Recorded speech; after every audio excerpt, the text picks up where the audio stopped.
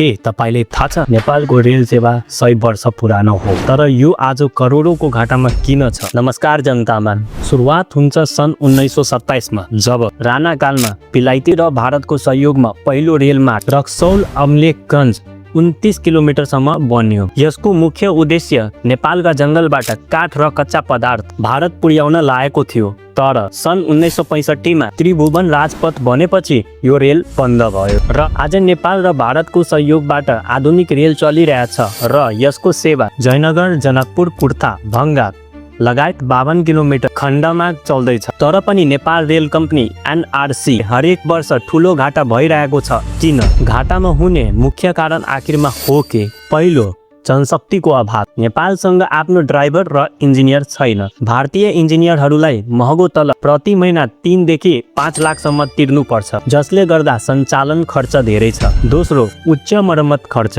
पाठ पूर्जा र प्राविधिक सहयोगको लागि वर्षका करिब 48 करोड रुपैयाँ भारतको रेलवेलाई तिर्नुपर्छ।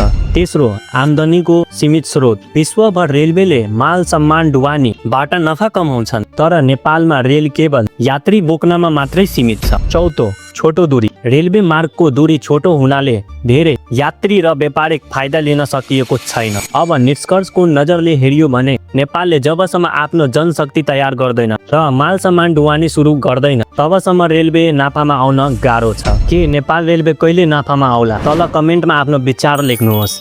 धन्यवाद।